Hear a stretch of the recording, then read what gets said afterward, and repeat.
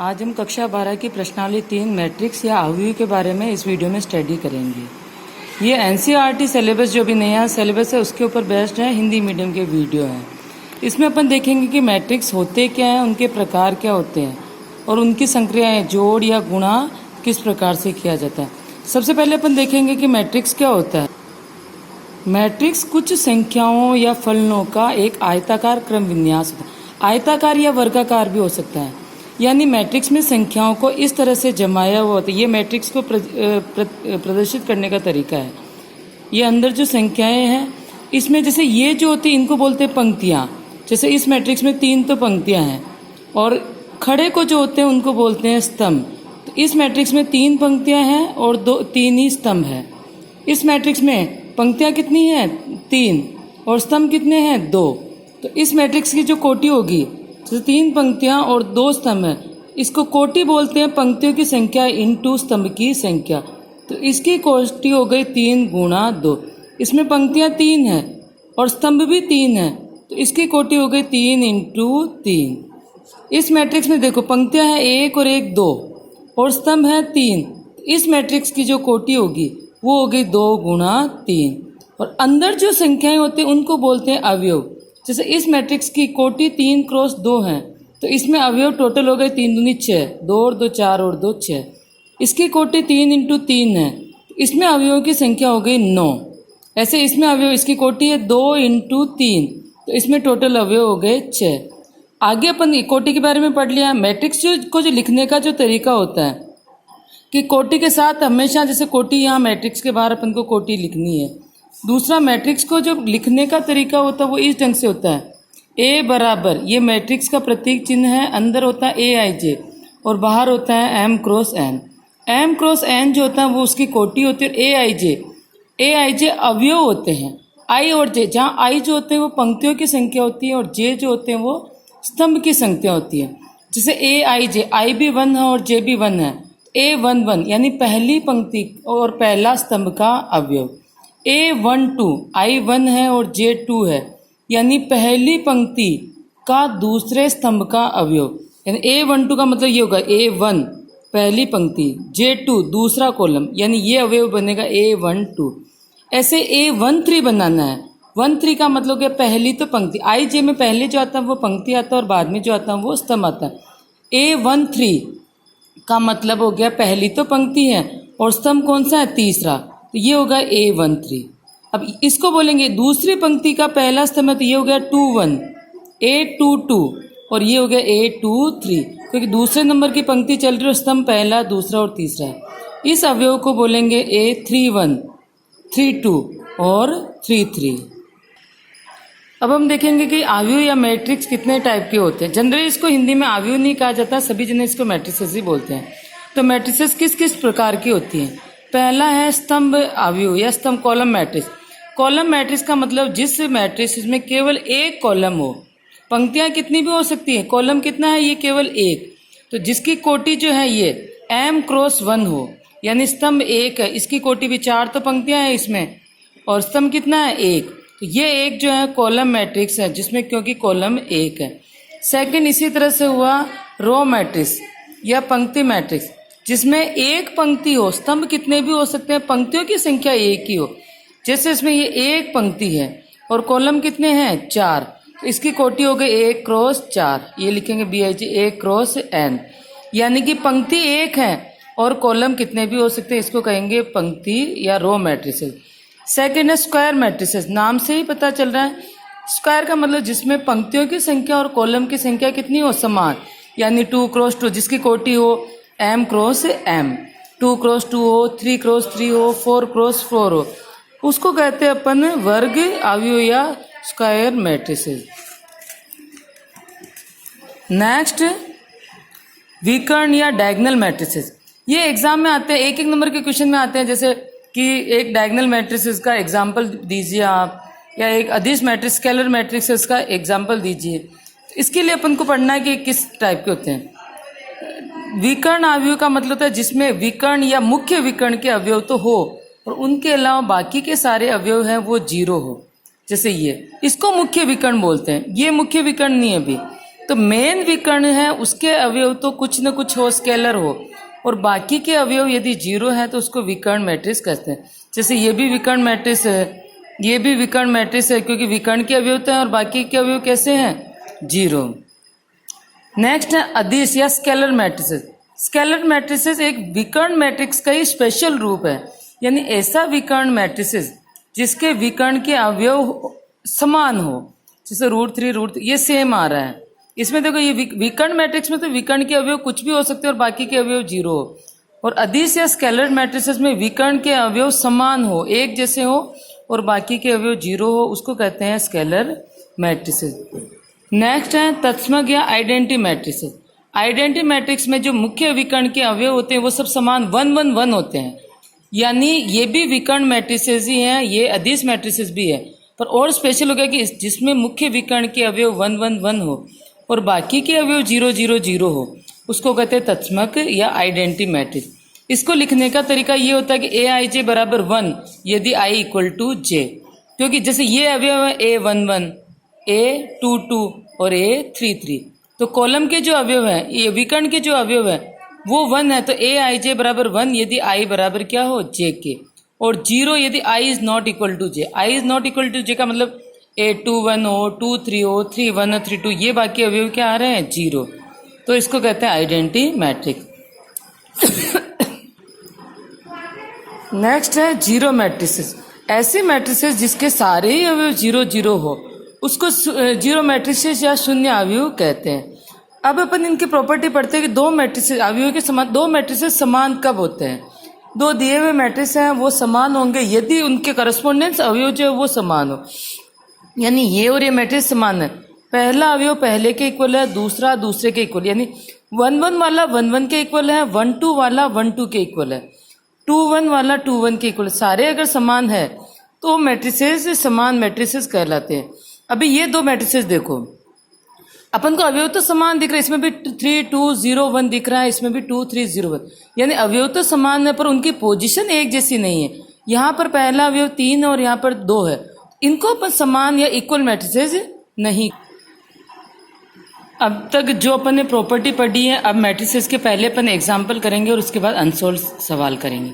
पहला है अवयव की या मैट्रिसेस की रचना किस तरह से की जाती है। जैसे कोटि दी हुई है, एग्जाम्पल है बुक का, कोटि दी हुए 3 क्रॉस 2 अवयव की रचना कीजिए जिसके अवयव aij बराबर 1/2 मापांक i माइनस 3j द्वारा प्रदत्त है। ये तो नियम दिया हुआ है कि अवयव अपने इस नियम के द्वारा बनेंगे, और ये दी हुई है कोटि। 3 क्रॉस 2 का मतलब 3 तो हो गई पंक्तियां और कॉलम हो गए 2, ये अपन ने बना दी 3 पंक्तियां और कॉलम हो गए 2। अब पंक्तियों, पहली पंक्ति 1 से शुरू होती है तो a1 1 a1 2, दूसरी पंक्ति 2 से शुरू हो रही है तो 2 1 2 2, तीसरी पंक्ति 3 से शुरू हो रही है तो a3 1 और 3 2। ये कोटि हो गई 3 क्रॉस 2, तीनों पंक्तियां हो गई और 2 हो गए अपने कॉलम। यानी इसको देख आई की वैल्यू अपन को 1 2 और 3 तक लेनी है, और जे की वैल्यू जो लेनी है वो केवल 1 और 2 ही लेनी है। आई की वैल्यू तो 1 भी आ रही है, 2 भी आ रही है और 3 भी आ रही है, और जे की वैल्यू केवल 1 और 2 आ रही है। इस नियम में अपन रखते जाएंगे। पहले जैसे ये 1 1 बना रहे हैं, आई की जगह भी 1 रखा और जे की जगह भी अपन ने रखा 1। इसमें 1 माइनस 3 तो माइनस का 2 आया, और मापांक में अंत तो प्लस का 2, 2/2 1, यानी पहला अवयव बन गया अपना 1। फिर a1 2, आई की जगह रखा है 1 और जे की जगह रखा अपन ने 2, आई की जगह रखा 1 और जे की जगह रखा ये 2, तो 3 दूनी 6, माइनस का 5, चूंकि मापांक से बाहर निकल के प्लस का ही 5 हो जाएगा तो 5/2। पहली पंक्ति पूरी हो गई, अब दूसरी पंक्ति को पूरा करेंगे। a2 1, आई को 2 रखा और जे को रखा 1, आई की जगह 2 रखा, ये आई की जगह रखा 2 और इस जे की जगह रखा अपन ने 1। सॉल्व किया तो 1/2। a2 2, आई को भी 2 रखा और जे को भी 2 रखा, सोल्व करने पर वैल्यू आ रही है 2। a3 1, आई को 3 रखा और जे को रखा 1, आई की जगह 3 जे को 1 तो 0, और ऐसे a3 2 ये रख दिया 3। अब इन सारी वैल्यूज को इसी सीक्वेंस में यहाँ पर अपन को रखनी है। 1 1 की जगह 1 1 की वैल्यू, 1 2 की जगह 1 2 की वैल्यू, और अपनी जो मैट्रिक्स बननी है वो ये मैट्रिसेस बननी है। सेकेंड एग्जाम्पल, अपन ने ये दो मैट्रिसेस दी हुई है, अगर और दिया हुआ है कि दोनों इक्वल हैं तो ए बी सी और एक्स वाई जेड के मान ज्ञात करो। अभी अपन ने प्रॉपर्टी में देखा था कि दो मैट्रिसेस इक्वल या समान जब होती है जबकि उसके करस्पॉन्डेंस अवयव समान हो, यानी पहला अवयव पहले के इक्वल हो, दूसरा अवयव दूसरे के इक्वल हो। तो पहला अवयव इधर है x + 3 बराबर हो गया 0, इससे x की वैल्यू आ गई -3। सेकंड z + 4 बराबर हो गया 6, तो z की वैल्यू आ गई है 2। थर्ड 2y - 7 = 3y - 2, y की वैल्यू आ गई -5। अब यहाँ पर तो ये सेम है, इसको जब इक्वल करेंगे तो a की वैल्यू आ जाएगी, a - 1 बराबर -3, तो a की वैल्यू यहाँ से आ जाएगी। 0 के बराबर अपन 2c + 2 करेंगे, इससे c की वैल्यू आ जाएगी। और इसको b वाले को b के इक्वल करेंगे तो उससे किसकी वैल्यू आ जाएगी, b की। और ये वैल्यू निकाल के अपन ने इस ढंग से ये सोल्व किया है। सेम ऐसे एक और है एग्जाम्पल, ये है कि ये दो मैट्रिसेस अगर सेम है तो ए बी सी डी की वैल्यू ज्ञात कीजिए। अब सेम है तो 2a + b बराबर आ रहा है 4, और नेक्स्ट जो आ रहा है a - 2b बराबर आ रहा है -3। 5c - d बराबर 11 और 4c + 3d बराबर 24। ये 4 इक्वेशन बन गई है। अब किसी एक इक्वेशन से वैल्यू नहीं निकल रही, इसमें भी a और b है और इसमें भी a और b है। अपन ने जो 10th और 11th में पढ़ा है विलोपन विधि या वज्र गुणा विधि, इन दोनों को सोल्व करके a और b की वैल्यू निकालें। अपन ने दोनों को सोल्व करने के लिए b का विलोपन किया, तो यहाँ इस b को गुणा किया है 2 से। इक्वेशन फर्स्ट को 2 से गुणा करके इसमें प्लस किया है। ये इक्वेशन फर्स्ट को 2 से गुणा करने के बाद और इसमें सेकेंड इक्वेशन लिखी है, तो a की वैल्यू आ गई है 1। ऐसे a का मान वापस इसमें रखा इक्वेशन 2 में, तो b की वैल्यू आ गई है 2। इसी प्रकार समीकरण 3 और 4 को भी विलोपन विधि से जब अपन ने सोल्व किया, c की वैल्यू आई है 3 और d की वैल्यू आई है 4। एग्जाम्पल पूरा होने के बाद अपन एक्सरसाइज के कुछ क्वेश्चन तो अपन यहाँ करेंगे और कुछ क्वेश्चन बिल्कुल एग्जाम्पल के जैसे हैं, तो वो प्रैक्टिस के तौर पे आपको ही होमवर्क की कॉपी में करना है। जैसे पहला एग्जाम्पल दिया हुआ है, ये मैट्रिसेस दी हुई है A। एक्सरसाइज 3.1 का पहला क्वेश्चन, ये मैट्रिसेस दी हुई है और क्वेश्चन पूछा है कि इसकी कोटि कितनी है। कोटि का मतलब है पंक्तियों की संख्या इनटू स्तंभ की संख्या। 3 तो पंक्तियां हैं, तो कोटि 3 तो हो गई पंक्तियां, इनटू कॉलम कितने, 1 2 3 और 4। इस मैट्रिसेस की कोटि हो गई 3 × 4। अवयवों की संख्या 3 × 4 है, तो टोटल अवयव हो गए 12। अवयव 1 3 का मतलब पहली पंक्ति का तीसरा अवयव, पहली पंक्ति का तीसरा अवयव हो गया 19। 2 1 दूसरी पंक्ति का पहला अवयव, ये दूसरी पंक्ति का पहला अवयव हो गया 35। ऐसे 3 3 तीसरी पंक्ति का तीसरा अवयव -5। नेक्स्ट एग्जाम्पल नंबर 2, यदि किसी अवयव में 24 अवयव है तो इसकी संभव कोटियां क्या है, और अगर अवयव 13 है तो कोटि क्या होगी। 24 अवयव है तो अपन 24 अवयवों को आयताकार रूप में कैसे कैसे व्यवस्थित कर सकते हैं। जैसे पहला हो गया कि एक तो पंक्ति, यानी 24 के गुणनखंड करके लिख लो आप, तो एक पंक्ति हो गई और 24 ही हो गए स्तंभ, तो 24 अवयव ऐसे जम जाएंगे, एक ही पंक्ति में जम जाएंगे, तो इसकी कोटि हो गई 1 × 24। अब पंक्तियां हो गई 2 और स्तंभ हो गए 12, तो 2 × 12। ऐसे पंक्तियां 3 हो गई और स्तंभ हो गए 8, तो कोटि हो गई 3 × 8। पंक्तियां 4 हो सकती है और स्तंभ 6 हो सकते हैं, तो 6 × 24, कोटि हो गई 4 × 6। अब पंक्तियां 5 नहीं हो सकती, क्योंकि 5 होने पर 5 को किसी से भी गुणा करने पर 24 नहीं आ रहा, तो पंक्तियां 5 नहीं हो सकती। इन्हीं का रिवर्स 6 × 4 भी हो सकता है, 8 × 3, ये और ये सेम नहीं है। इसमें 4 तो पंक्तियां हैं और 6 स्तंभ है, और इसमें 6 पंक्तियां और 4 स्तंभ है। 8 × 3 12 × 2 और 24 × 1। ये इतनी तरह की इसकी संभव कोटियां। अब आगे लिखा कि अगर अवयव 13 होते तो कोटि क्या होगी। 13 के कोई गुणनखंड नहीं होते, तो 13 को जमाने का एक ही तरीका है, या तो एक पंक्ति हो और 13 ही क्या हो अवयव, तो या तो 1 × 13 हो सकता है, या 13 × 1 इसकी कोटि हो सकती है, और कोई कोटि नहीं हो सकती है। जैसे 12 अगर होता, अवयव 12 होता, या तो उसमें क्या हो सकता है, 1 × 12, 12 × 1, 2 × 6, 6 × 2, 3 × 4 या 4 × 3। क्वेश्चन नंबर 3 ऐसे 8 अवयव है, बुक में है, आपको करना है। नेक्स्ट क्वेश्चन नंबर 4, एक 2 × 2 का अवयव a बराबर aij की रचना कीजिए, जिसके अवयव निम्न प्रकार से हैं। aij बराबर i + j का स्क्वायर बटे हुए 2। अभी अपन ने एग्जाम्पल में मापांक वाला क्वेश्चन किया था, सोल्व वैसे ही करना है। 2 × 2 कोटि को पहले ध्यान रखना है, यानी कि आई की वैल्यू भी 2 तक हो सकती है और जे की वैल्यू भी कितनी तक हो सकती है, 2 तक। तो आई की वैल्यू 2 पंक्तियां बनानी है और 2 ही स्तंभ बनाने हैं, 1 1 1 2 2 1 2 2। यानी आई की वैल्यू 1 से रख A11, पहला अवयव निकाला, आई की जगह भी 1 रखा और जे की जगह भी 1 रखा, तो 1 + 1 का स्क्वायर अपॉन 2, सोल्व किया तो 2 आया। फिर ये सेकंड अवयव बना रहे हैं, आई की जगह रखा 1 और जे की जगह रखा 2, तो 1 + 2 का स्क्वायर, 3 का स्क्वायर 9/2। सेकंड अवयव ये आई की जगह रखा 2 और जे की जगह रखा अपन ने 1, तो 2 + 1 का स्क्वायर अपॉन 2, 9/2। आई को भी 2 रखा और जे को भी 2 रखा, तो आई वैल्यू अपने 8। इन्हीं को फिर मैट्रिक्स जो अपन ने यहाँ बना रखी थी उसी में ऐसे जमा है। ऐसे ही इसका सेकंड एग्जाम्पल Aij = I/J, कोटि 2 × 2 ही है, तो ऐसे ये भी आपको करना और ये भी आपको ही सोल्व करना होमवर्क की कॉपी में प्रैक्टिस के लिए। नेक्स्ट एग्जाम्पल नंबर 5, अवयव 3 × 4 की रचना कीजिए। 2 अवयव बनाने हैं।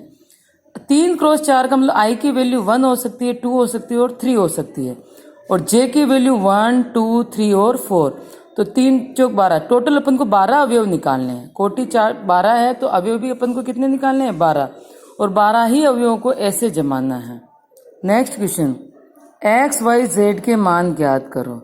एग्जाम्पल में अपन कर चुके हैं, 2 मैट्रिसेस इक्वल है, तो y की वैल्यू कितनी हो गई, 4, z की वैल्यू 3, x की वैल्यू 1, बस हो गया है। और ऐसे इसको भी सोल्व करना है कि x y z की वैल्यू आपको ही निकालनी है। इसी का अगला क्वेश्चन देखो, ये एक अलग अलग नहीं, ये एक पूरे पंक्ति मैट्रिक्स दिया है, पंक्ति नहीं, कॉलम मैट्रिक्स, स्तंभ मैट्रिक्स। तो ये पूरे स्तंभ का ये एक अवयव है, x + y + z पूरा ही एक अवयव है। x + y + z बराबर हो गया 9, x + z बराबर हो गया 5 और y + z बराबर हो गया 7।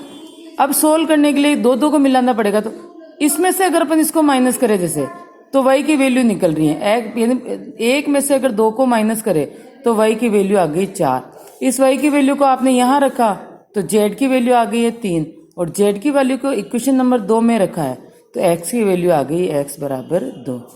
क्वेश्चन नंबर 8 और 9 आपको ही करना है, बिल्कुल जैसे एग्जाम्पल अपन ने किए हैं सेम वैसे ही है। नेक्स्ट लास्ट क्वेश्चन, 3 × 3 कोटि के कितने अवयव हैं जिनकी प्रत्येक प्रविष्टि 0 या 1। इसमें देखना कि अपन को कितने प्रकार के मैट्रिसेस बना सकते हैं जिसके अंदर के जो अवयव है 0 हो या 1 ही हो। तो 1-2 में एग्जाम्पल दे, जैसे सारे अवयव यहाँ भी 0 0 0 0 0 0, सब जगह 0 0, तो वो एक प्रकार का मैट्रिसेस हो गया। सब जगह 1 हो तो वो दूसरा मैट्रिसेस हो गया। केवल एक जगह यहाँ पर 1 हो तो वो तीसरा। अब ऐसे तो बहुत सारे बन सकते हैं। तो रूल्स के अकॉर्डिंग अपन देखेंगे कि हर एक जो अवयव है वो 2 प्रकार से भरा जा सकता है। जैसे यहाँ पर 0 या 1 हो सकता है, यहाँ पर भी 0 या 1 हो सकता है, यहाँ पर भी 0 या 1 हो सकता है। यानी प्रत्येक अवयव 2 तरीके से भरा जा सकता है। टोटल अवयव कितने हैं, 9, तो 2 की घात 9, तो टोटल अवयव के प्रकार हो गए 512। मैट्रिसेस की पहली प्रश्नावली आज अपने कंप्लीट हो गई है। इससे आगे अपन मैट्रिसेस का गुणा, उनका जोड़ करना, उनकी संक्रियाओं को अपन देखेंगे।